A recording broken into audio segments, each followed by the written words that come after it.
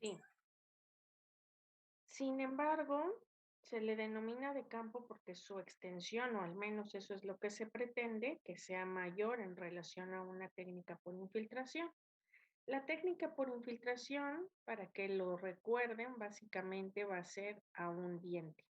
A diferencia que en el bloqueo de campo siempre va a ser el bloqueo nervioso a una rama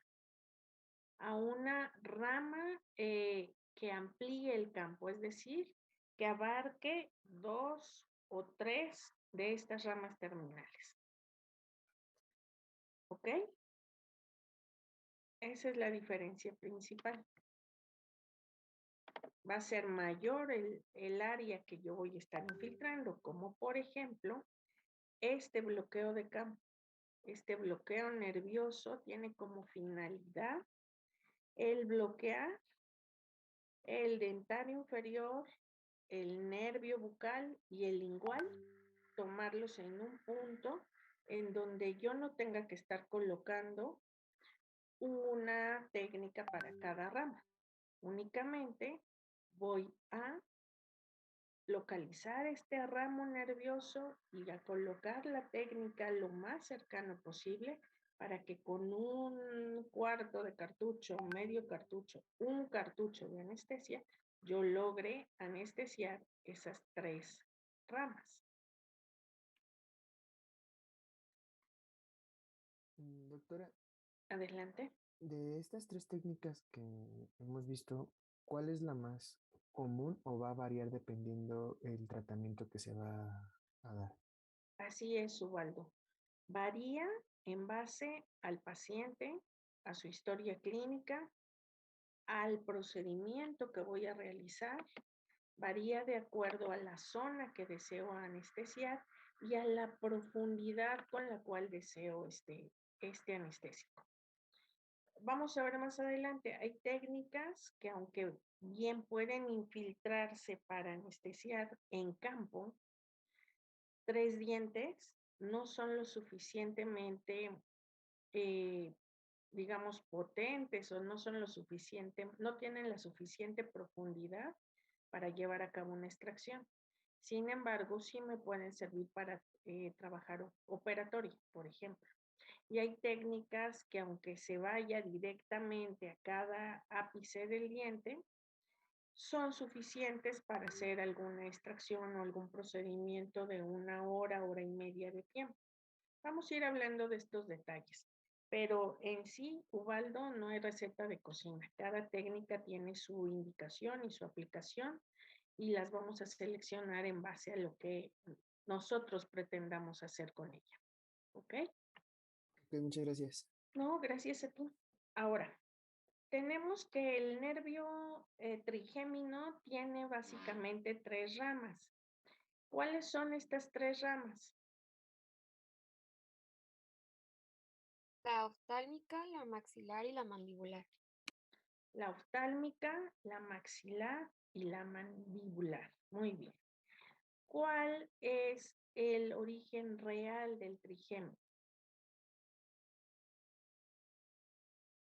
Viene del tronco encefálico de las neuronas pseudounipolares. ¿Sí? ¿Cuál es el origen aparente?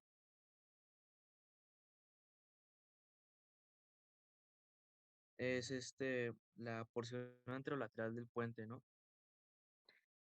El origen real es ese. El origen aparente va a ser el ganglio de Gasser o ganglio semilunar. Ahora bien, ¿ya están haciendo su trabajo de trigémino? Ya, Sí. ¿Cuándo me lo van a entregar? el viernes. El Ok. viernes. Bueno, entonces díganme, con esto que ya han leído, ¿qué rama, díganme una rama terminal que tenga la rama oftálmica del trigémino? Puede ser el nervio nasal interno. El nasal interno, muy bien. Mencionen cuál de estas ramas es motora. La mandibular. La mandibular, muy bien, porque va también a inervar músculos de la masticación. Es correcto. De la rama maxilar, ¿cuál es la rama terminal que inerva los incisivos anteriores?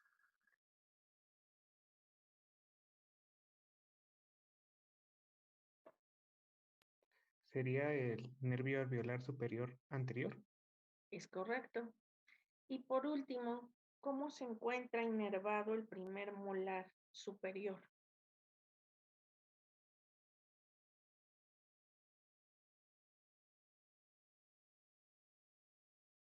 Por el nervio palatino mayor. El nervio palatino mayor, sí, en su porción palatina. Por vestibular, ¿qué ramas son las encargadas de inervar este primer molar superior?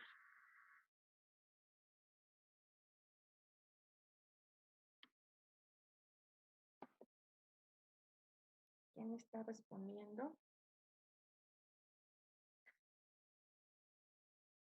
Por vestibular sería los nervios alveolares, Alveolares, pero ¿cuáles? el medio, Nervio alveolar superior medio.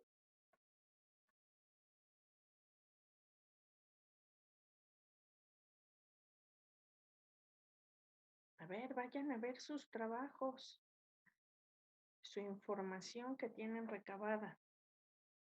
Es que yo en la información que encontré solamente tengo lo del nervio palatino mayor. Sí, porque esa rama, el 6, que es el molar del que estamos hablando, va a tener 3 ramas. Una para la porción distal vestibular, otra para la porción mesial vestibular y una para la raíz palatina. ¿Ok? Es el único, y por eso es importante, es el único molar en cavidad oral que está inervado por 3 ramas diferentes. Y esto es importante porque es el único molar que lleva 3 técnicas de anestesia. Todos los demás pueden ser anestesiados con 2. Fíjense, algo importante.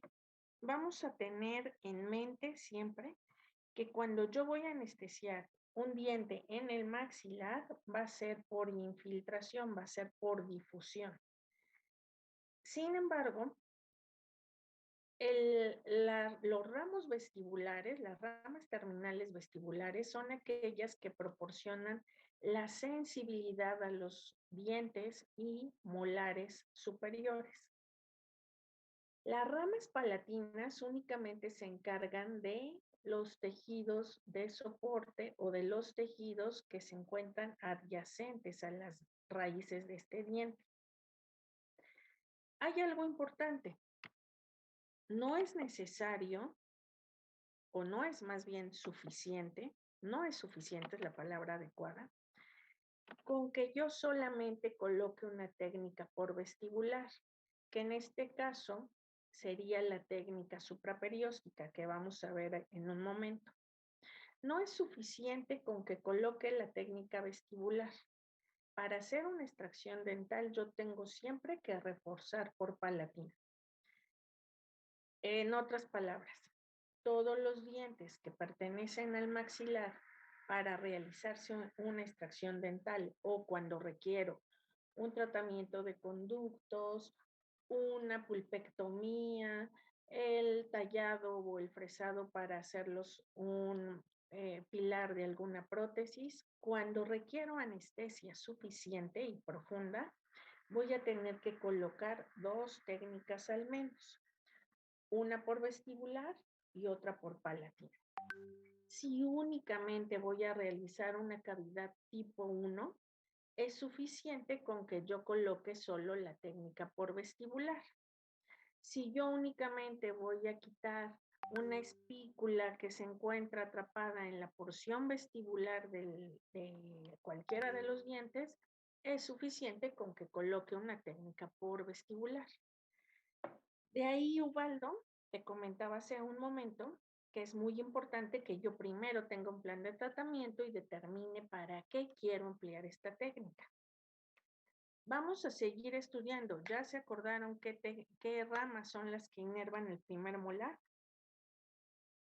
¿No fueron a San Google? Todo lo sacan de ahí, ¿no? ¿Ya se acordaron?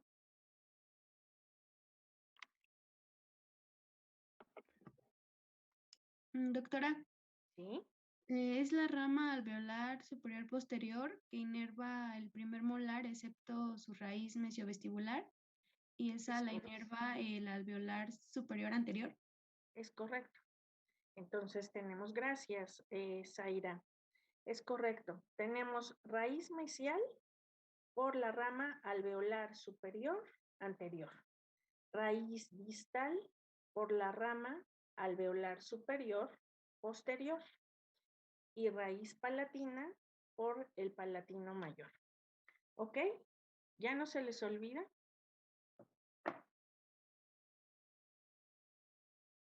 ¿Lo puede repetir, por favor? A ver, es muy sencillo. ¿Cuáles son las ramas terminales del trigémino en la porción maxilar?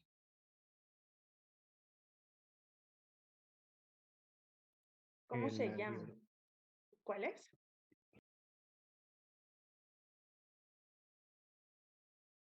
¿Ramas? El alveolar superior posterior. El alveolar. Alveolar superior posterior para la raíz distal. Alveolar superior anterior para la raíz mesial. Y la rama palatina mayor para la raíz palatina. Fíjense, a lo que quería que llegaran es, todos los dientes superiores están inervados por ramas alveolares. Las alveolares superiores son las ramas terminales de la rama maxilar correspondiente a la rama 2 del nervio trigémino. ¿Es correcto? ¿Qué necesito? ¿Qué necesito saber? A partir del primer molar, los dientes van a estar inervados por la rama alveolar superior anterior.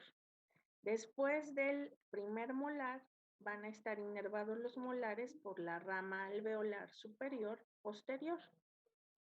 El 6 es el parteaguas, ¿no? Es el que hace la diferencia porque tiene la mitad inervado por la porción anterior y la mitad inervada por la porción posterior. ¿Ok? ¿Sí les quedó claro? Sí. Del primer molar hacia el central, el incisivo central, entonces va a ser la rama superior anterior. Alveolar Sí, superior anterior. sí. Ok. Ahora bien, ¿qué técnica? Bueno, a ver, esto me lo van a poner en su trabajo. ¿Cuáles son los forámenes por donde estas ramas, B1, B2 y B3, ingresan a la cabeza? ¿Se acuerdan? Rama oftálmica, ¿por dónde entra al cráneo? No es por la hendidura esfenoidal. Hendidura esfenoidal, muy bien. La B2 o rama maxilar, ¿por dónde entra el cráneo? Por el agujero redondo mayor. Correcto. ¿Y la B3? Por Por el el agujero agujero oval. oval. Correcto. Entonces, ramas terminales, ¿ya les quedó claro cuáles son?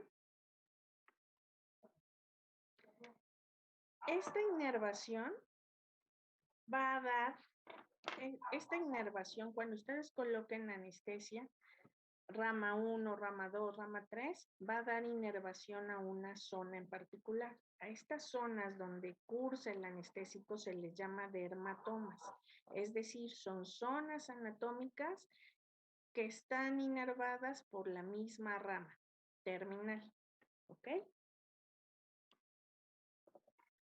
Fíjense bien, vamos a empezar primero con el bloqueo infraorbitario.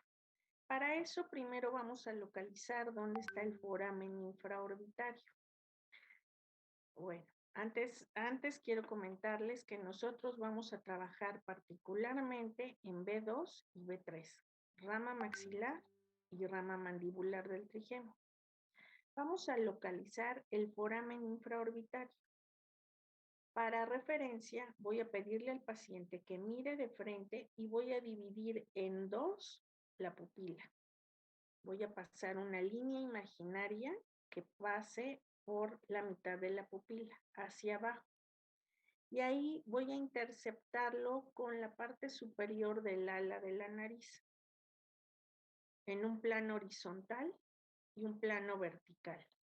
Donde se interceptan las dos líneas, pueden colocar el dedo y van a percibir una depresión, el canal infraorbitario y el foramen. ¿Lo pueden percibir? Por favor.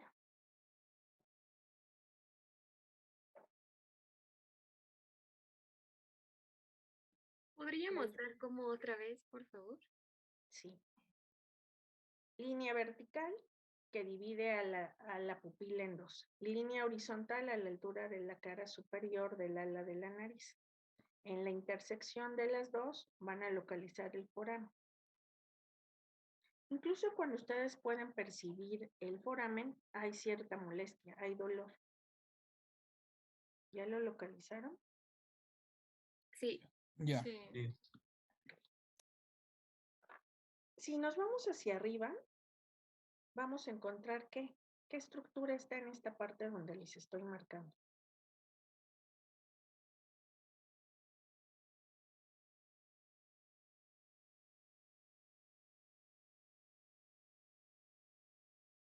¿Qué hay arriba de la ceja?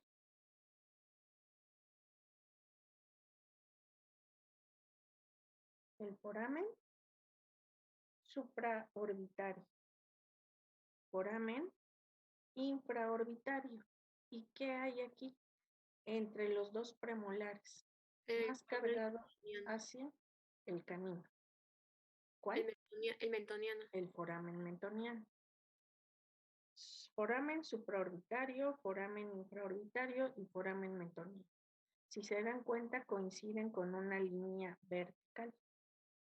A esta línea se le conoce como línea de Belice. ¿Ok? Ahora bien, algo importante es que este foramen infraorbitario, ¿qué ramas emergen en esa zona y hacia dónde van? Esto es lo que me van a entregar en su trabajo. Ramas terminales del foramen infraorbitario y hacia dónde van. Aquí estamos viendo una imagen. Hay colaterales que van hacia el ala de la nariz y principalmente la mayoría de estas fibras terminales van hacia tejidos blandos, hacia el labio superior. Algo importante que les comentaba hace rato es que yo puedo infiltrar en esta zona anestésico. Tomen nota de esto. Jamás debe de infiltrarse directamente sobre el foramen. Es decir, el bisel de la aguja no debe de penetrar jamás en ningún foramen. ¿Por qué piensan ustedes que no debe de ocurrir esto? ¿Qué creen que pasaría?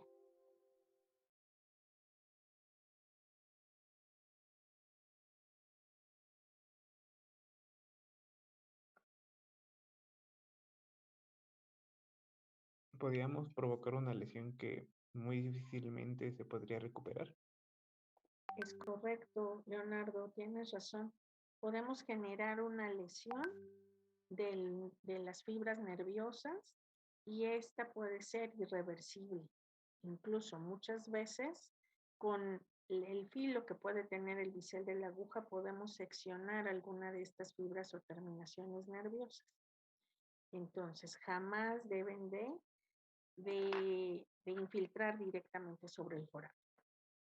Otra parte importante de este infraorbitario es que la mayoría de los tejidos de las fibras nerviosas van hacia los tejidos blandos. En otras palabras, si yo quisiera hacer la extracción de un diente anterior superior, no sería una técnica de opción de primera mano para hacer esa extracción, porque esta técnica únicamente va a estar infiltrando tejidos blandos. Me sirve para reforzar, me sirve para anestesiar la parte vestibular del central superior del lado que coloque la técnica, derecha o izquierda, de la línea media del central superior hacia canino, en su porción vestibular. Si yo quisiera trabajar para una prótesis los centrales superiores del lado derecho, colocaría una técnica infraorbitaria del lado derecho. Pros, con un medio cartucho, un cuarto de cartucho que coloque en esta zona, voy a obtener la anestesia por la zona vestibular, la sensibilidad se va a perder de incisivo central a canino. Desventaja. Esta zona es muy delicada, por lo que yo tengo que realizarla con mucho cuidado. Se va a realizar la técnica con aguja corta. Pueden ver ustedes qué distancia hay entre el fondo de saco a la altura del canino y el foramen. ¿Qué distancia hay? Aproximadamente, no la quiero con milímetros exacta.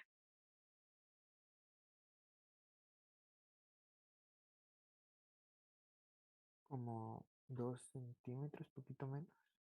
Menos de 2 centímetros. Estamos hablando de un centímetro aproximadamente. Entonces, denme un segundo. No, ya. Ok, entonces estamos hablando de 1 centímetro. ¿Ustedes creen que si yo realizo esta técnica con una aguja larga, genere algún riesgo extra? Sí, ¿verdad? Sí. Si yo introduzco una aguja larga, no voy a llegar al ojo, pero sí voy a llegar a aproximarme demasiado al foramen. Y esto puede traducirse en un daño. Recuerden que todo el anestésico debe ser depositado en la periferia del sitio donde yo quiero anestesiar. Hay otro punto importante de esta técnica. Yo no lo tengo que hacer pegado al hueso. Yo lo tengo que hacer despegado un poco del canino. Si yo pego la aguja a hueso, voy a chocar con la fosa canina y me va a impedir llegar hacia el foramen. Entonces yo tengo que despegar un poco mi aguja del canino para que pueda pasar hacia el foramen. Técnica. ¿Hay alguien que sea zurdo en este grupo? Sí, yo. ¿Quién yo? Yo.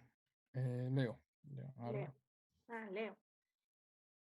Fíjate que para los que son zurdos lo harán, pues evidentemente van a infiltrar con la mano izquierda y con la mano derecha van a proteger los tejidos. Para los que son diestros, pues infiltrarán con la mano derecha y con la mano izquierda van a proteger los tejidos. Dedo pulgar de la mano que no uso regularmente va a levantar el labio del paciente. Y levantan el labio firmemente y con el dedo índice van a colocarlo justo en el foramen infraorbitario. Levantan el labio y colocan el dedo en el foramen.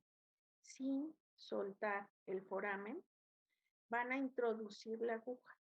¿Esto qué les permite? Quedar lejos del foramen. Si yo no pongo ese punto de referencia, me voy hasta arriba. ¿Y qué va a pasar cuando yo sobrepaso este punto? ¿Qué creen que suceda?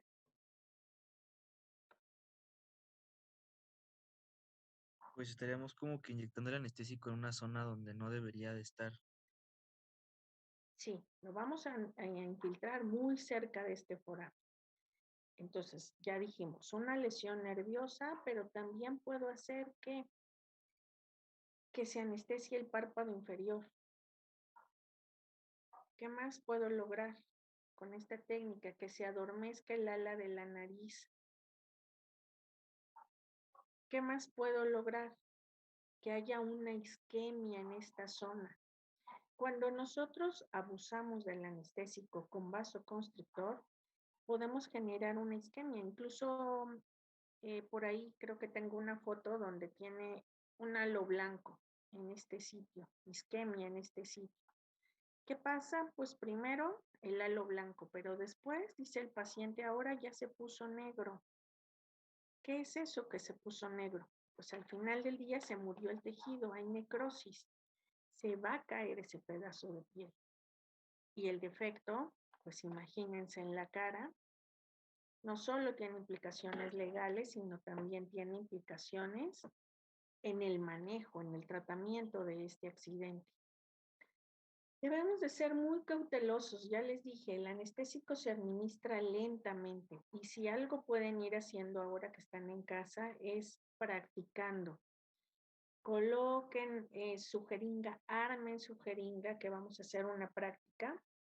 ¿Ya hicimos la práctica de armado de jeringa con ustedes? No. No. Bueno, ¿les parece bien que la hagamos la semana que entra? Para el viernes de la semana que entra, para que tengan tiempo de pedir prestada una jeringa, conseguir una jeringa, un cartucho de anestesia y una aguja corta, por favor. ¿Sí? Recuerden, estas prácticas no cuentan para su calificación, pero ¿cómo sirven? ¿No? Porque después vamos a llegar a la clínica y ya no vamos a llegar a hacer prácticas de armado de jeringa, vamos a llegar directo a anestesiarnos y lo más probable es que nos anestesiemos entre nosotros. ¿Ok? Bueno, pues resulta que tengo que tener este punto, mi dedo índice sobre el punto del foramen para evitar que la aguja pase ese foramen. Y si esto ocurre, ya les dije los riesgos en los que puede incurrir. El paciente no va a poder cerrar el ojo, va a empezar a lagrimear. El paciente va a tener paralizado el párpado hasta que pase el efecto del anestésico. Va a sentir que no respira al tener adormecida el ala de la nariz y se empieza a desesperar. Hay que tener cuidado, no vamos a llegar al ojo definitivamente porque hay hueso que protege ese sitio, pero sí vamos a lastimar las fibras del foramen infraorbital. Entonces, ojo con esto, si yo logro lastimar alguna de estas fibras, puedo generar una parálisis permanente del labio superior. Bueno, ¿cómo vamos a colocar? Ya les dije, la jeringa va despegada del canino, el dedo índice marca la localización para que yo quede cerca, para que yo no llegue directamente al foramen, para que quede cerca y deposite un cuarto de cartucho. Cuando yo hablo de un cuarto de cartucho me refiero a que el cartucho lo vamos a dividir en 4 partes. Voy a colocar una cuarta parte únicamente del cartucho. Es decir, me tienen que quedar 3 cuartos. Y ya les dije para qué me sirve esta técnica, qué dientes son los que van a estar anestesiados, en qué zona. Y me sirve para retirar lesiones también del labio, alguna biopsia que quiera hacer del labio o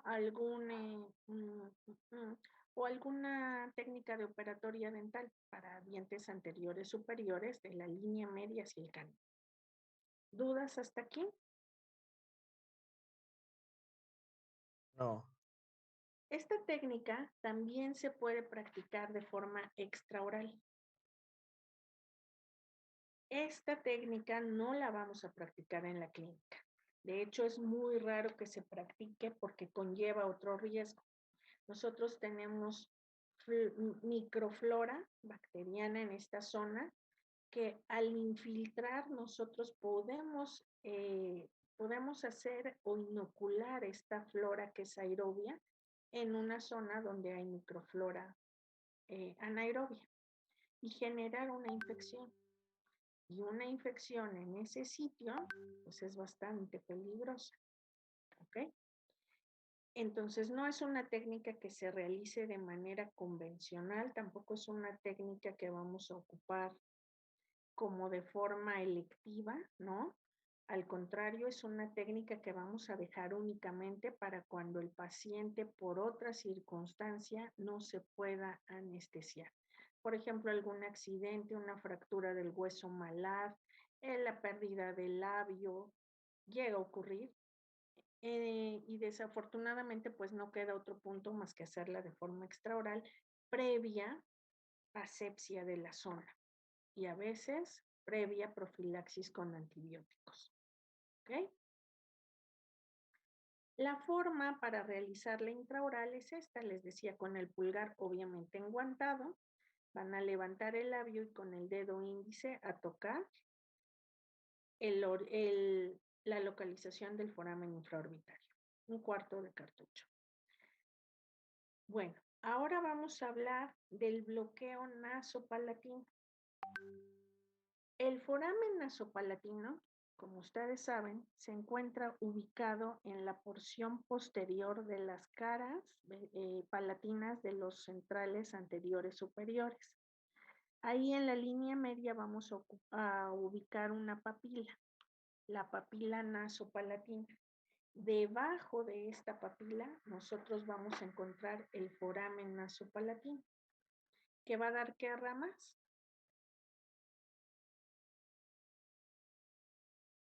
La maxilar. ¿Maxilar qué? No va a dar maxilar, acuérdense, estamos en palatina. No, las alveolares. Tampoco va a dar alveolares porque estamos en palatina. Las alveolares están acá afuera, por vestibular. Aquí, ¿cuál está? Las ramas nasopalatinas, ¿ok?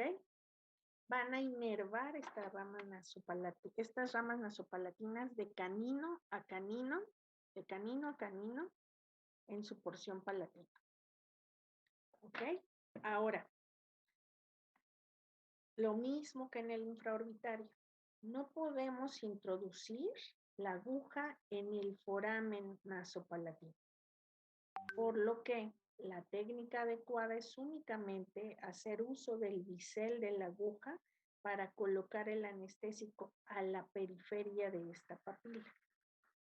¿Cuánto voy a colocar de anestésico en esta técnica? 3 o 4 gotas de anestésico únicamente. ¿Qué voy a observar clínicamente? Que se forma un halo de una circunferencia de aproximadamente 5 milímetros de circunferencia. Isquémico. Es todo lo que voy a ver y no necesito más. Recuerden que el paladar tiene poca inervación. Poca irrigación.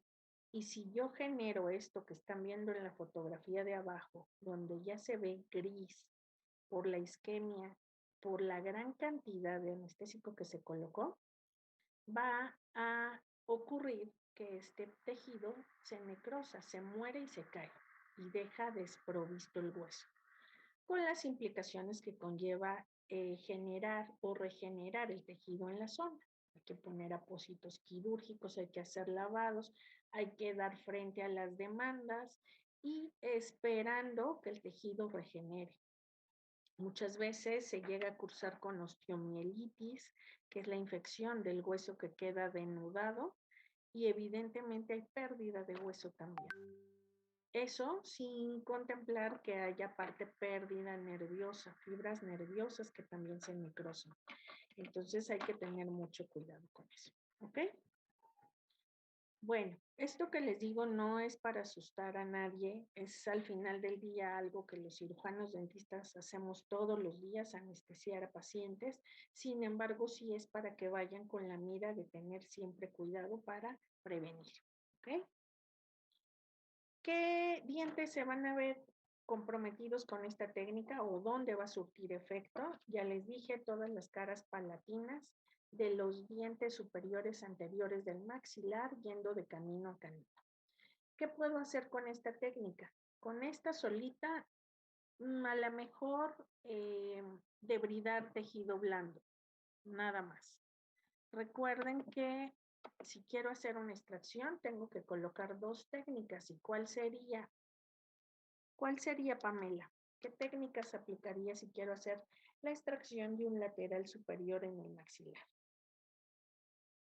Una de campo. ¿Cuál y cuál?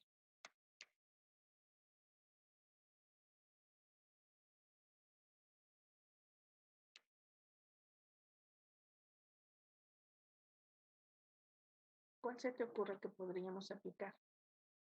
Pues es que podría ser esta, que es la técnica nasopalatina. Nasopalatina, sí. ¿Y cuál otra? ¿Dónde te haría falta un refuerzo? Si quieres, no me digas el nombre, solo dime dónde te faltaría un refuerzo. ¿Una local? No es local, sería por vestibular, ¿ok? Ah, ok. Siempre que vaya yo a trabajar dientes del maxilar, voy a colocar dos técnicas, una por vestibular y una por palatina. Siempre, dos técnicas al menos, exceptuando ¿qué diente? Jesús. Mande. Todos los dientes llevan dos técnicas en el maxilar superior, exceptuando ¿cuál?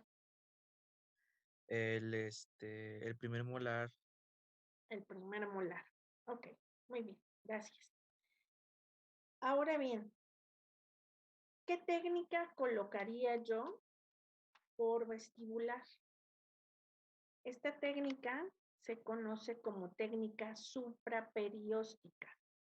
La técnica supraperióstica se refiere a poner un punto a la altura del ápice de cada diente que desee yo trabajar. No es en línea recta, porque ya les dije que van a lastimar tejidos. En este caso, la supraperióstica se pone a 45 grados, verían así su aguja. 45 grados, fondo de saco, casi fondo de saco. Lo que tienen que hacer es imaginar dónde se encuentra el ápice de cada diente que van a trabajar. Aquí imaginamos que aquí está el ápice del tercer molar, ahí a 45 grados con el bisel viendo hacia el hueso, voy a colocar un cuarto de cartucho. Si voy a trabajar el canino, un cuarto de cartucho a 45 grados donde yo pienso que se ubica el ápice. Fíjense que en el maxilar puede ser posible esto gracias a la constitución ósea. El hueso es demasiado poroso y permite con facilidad la difusión del anestésico, a diferencia del hueso mandibular. Este hueso mandibular es compacto y aunque yo aplicara una técnica a 45 grados donde está el ápice, lo único que voy a lograr anestesiar van a ser tejidos blandos. ¿Ok? Esta técnica no tiene ningún nombre, solo sería como un punto de apoyo o un punto de refuerzo para cualquier técnicas que vamos a ver. ¿Sí? ¿Tienen dudas hasta aquí? No. Bueno, entonces, Pamela, si yo quisiera hacer la extracción del lateral que habíamos comentado, ¿qué técnicas aplicarías?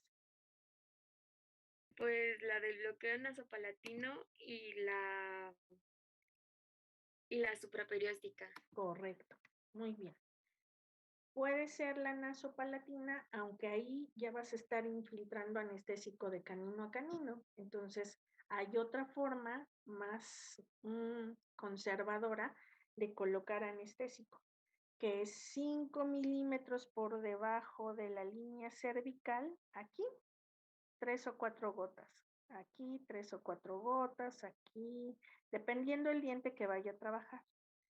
5 milímetros por debajo de la línea cervical, 3 o 4 gotas de anestésico. Únicamente a formar ese alito isquémico que les digo. ¿Ok? Y solamente entonces anestesiaría ese diente. solamente se Deja de la anestesia anestesiaría un palatina. diente a la vez, Ajá, por ajá. palatino, ¿sí? Es correcto. ¿Dudas hasta aquí?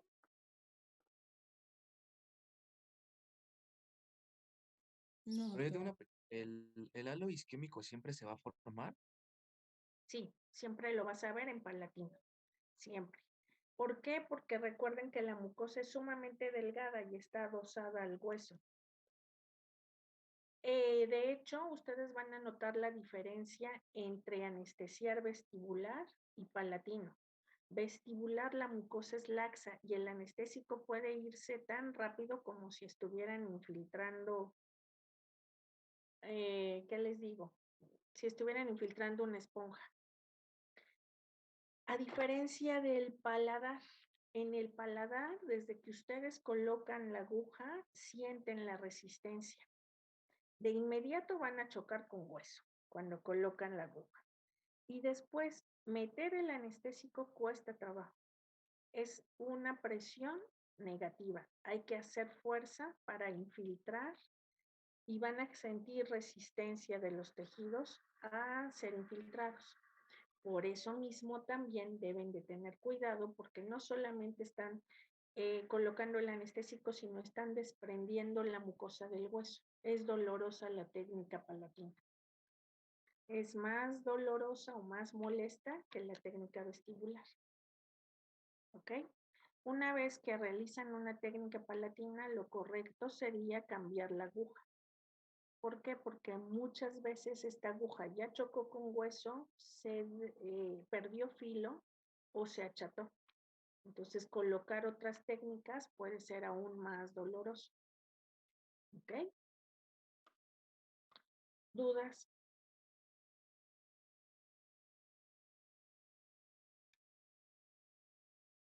Creo que no. Bueno, no se apuren, lo vamos a ver de todas formas entre nosotros en la práctica. Pero básicamente eso es lo que quiero que conozcan ahora. Vamos a ver. El bloqueo, antes de ver las palatinas, me gustaría hablarles de una técnica que es la técnica, déjenme regreso. Esta técnica se conoce como pterigomaxilar o cigomática. Pterigomaxilar o cigomática. Lo que hace es ir a este punto, al cigomático. ¿Qué tengo que hacer? Dividir de manera diagonal el segundo molar. Voy a dividir de manera diagonal con la aguja sin tocar el diente. Lo voy a hacer una línea imaginaria de forma diagonal.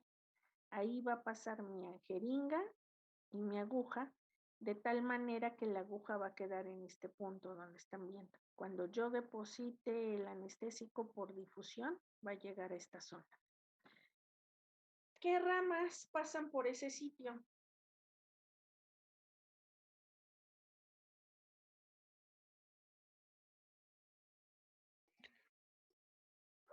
Es el ramo palatino menor. No. Sí, tienes razón. Sí, tienes razón. Puede ser el palatino posterior. Digo, palatino anterior.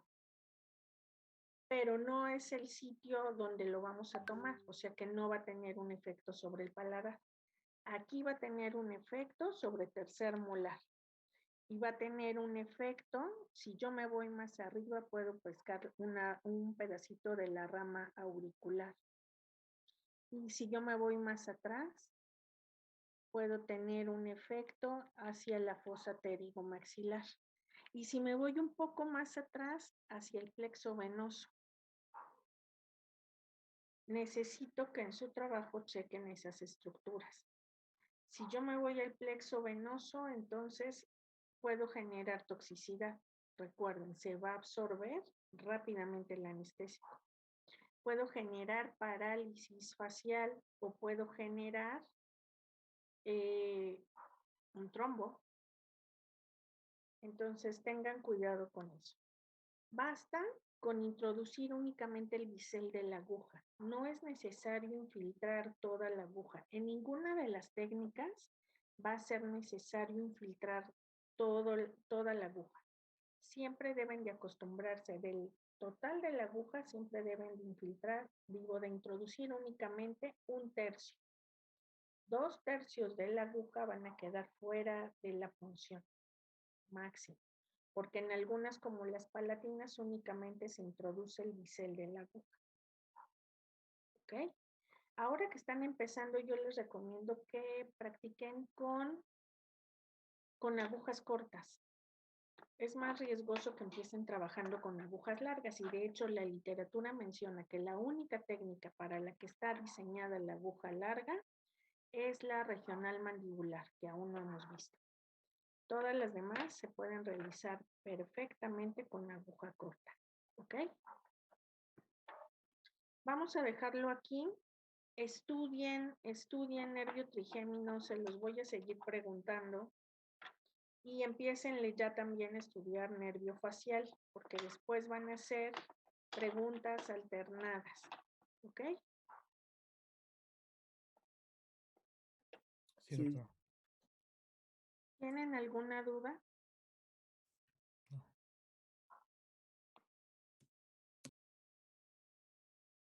¿Tuvieron oportunidad de revisar el capítulo que les envié del Galles-Coda? De las técnicas de anestesia.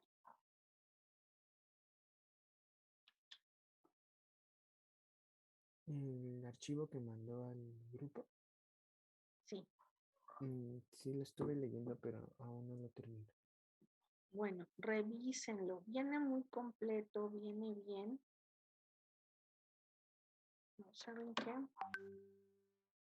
Doctora, yo le voy a preguntar algo, si nos podría como mandar algún libro o algo así donde pudiéramos revisar bien, pues es Sí, la sí. anatomía de los nervios, porque en los artículos que he revisado y las imágenes no está tan completo. No, pero ¿qué quieres? ¿Inervación? Ajá, la inervación. La inervación en el Latarjet. Ok. Inervación Latarjet o el...